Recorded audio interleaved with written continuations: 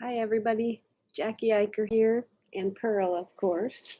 And this is a message for children of any age. Today, we're going to talk about a story from Luke, the chapter of Luke. And we've been talking about how this is, the book of Luke, chapter 6. But this is from a bigger book, a collection of a bunch of books, some which were written before Jesus' actual time on earth, and some after, and some during.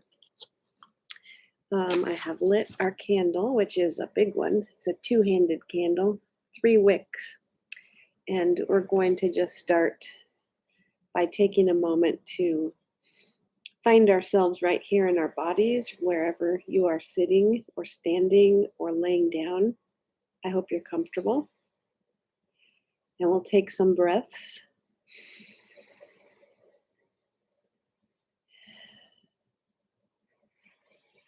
And feel the warmth, which I think of as God's presence here.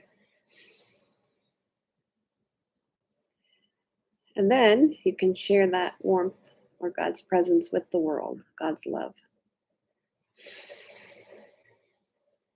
That helps me remember that I'm right here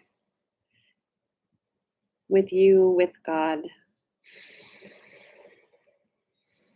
And my candle smells like oatmeal, milk, and honey. So I'm smelling in that good aroma. All right, my friends. Here is the story from Luke chapter 6, verses 17 through 26. Jesus and the apostles, or his friends, came down from the mountain. Jesus stood on ground level where there was a large group of his followers. Also, there were many people from all around Judea, Jerusalem, and the seacoast cities of Tyre and Sidon. They all came to hear Jesus teach and to be healed of their sicknesses. He healed those who were troubled. All the people were trying to touch Jesus because power was coming from him and healing them all. Jesus looked at his followers and said, "Poor people, you are happy because God's kingdom belongs to you. You people who are now hungry are happy because you will be satisfied. You people who are now crying are happy because you will laugh with joy. You are happy when people hate you and are cruel to you. You are happy when they say that you are evil because you belong to Jesus. At that time, be full of joy because you have a great reward in heaven. Their fathers were cruel to the prophets in the same way these people are cruel to you. But how terrible it will be for you who are rich because you have had your life easy. How terrible it will be for you who are full now because you will be hungry. How terrible it will be for you who are laughing now because you will be sad and cry. How terrible when all people say only good things about you. Their fathers always said good things about false prophets." It sounds kind of like an opposite day, right? It changes the way I think of things. And I have some questions to consider after hearing that story. Did you catch where the people came from that were in the large crowd? They came from all over Judea, Jerusalem, Tyre, Sidon, all these places. And I'm working to get a map printed out so we can take a look at that next time. Jesus, in this story, compares some things side by side.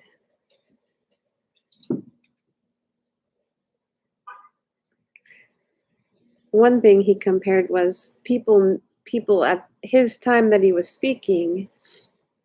Some people had others talking in a negative way about them. And he said that that's the same thing that happened long ago, before Jesus was born. He talks about how happy they are when they're treated poorly, when they're criticized, and when they're not always thought of as the best kind of people. And that means to be blessed. That's what it means, to be happy, to be blessed, to feel at ease. And Jesus blesses people. He says, you'll be happy. That's a blessing. And he blesses the people who the culture or society thinks are the worst kind of people. How would you feel if someone blessed you on a day that you felt really sad or hungry or sick or poor? How would you feel if someone said, blessings to you because you are poor? I really have a hard time with that, to be honest. That is not the time I feel like I want to be happy. And I don't love it when I feel sad or feel like I can't enjoy the things I really want to enjoy. And the last question is, in this passage, in this story, Jesus says, those who are struggling now, whether they're poor or sad or lonely, they will be happy later. They will get what they need later. What would the world look like, do you think, if everyone had what they needed when they needed it?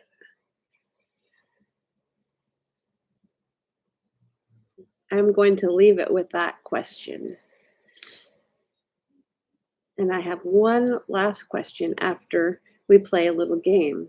And we're going to have to do it in our imaginations right now. But I think that probably all of us have played the game of Go Fish with cards. And if you haven't, it's easy to learn. I'll describe it to you. You have a deck of cards, and you deal out maybe 7 to each person who's playing, if you have maybe 4 people. And then there's a pile of the leftover cards upside down in a draw pile. And someone starts and they have their cards. And your goal is to get a collection of 4 of the same kind of cards, like 4 4s, or 4 3s, or 4 kings, or 4 queens.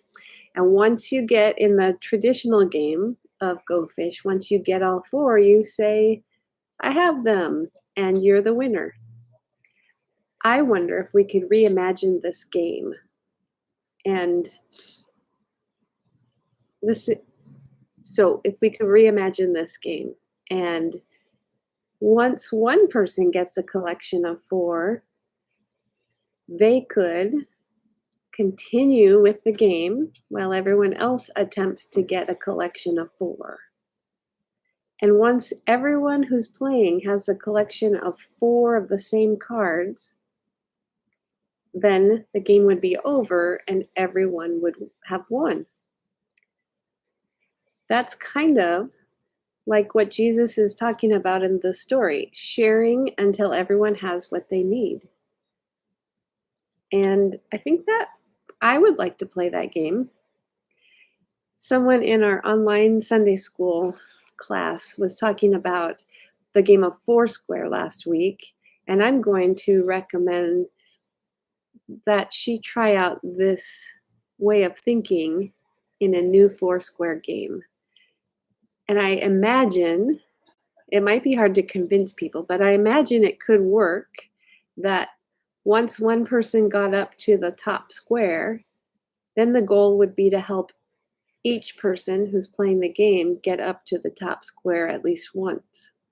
And then you will have won the game once everyone has made it. Not everyone thinks this way, but I believe that's what Jesus is talking about. Okay, I said I had one more question to follow up, and here it is.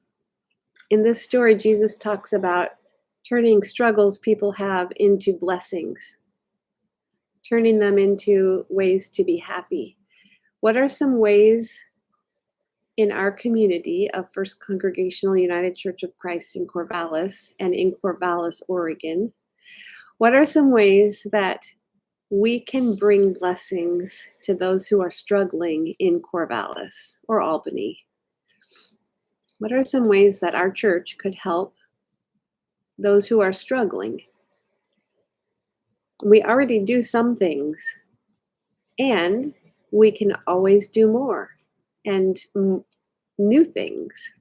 It takes imagination to keep thinking in this way, because our world doesn't often work in this way. Okay, my friends, I want to give you each a blessing and myself also. So I'm going to again put my hands here, feeling God's warmth and loving presence.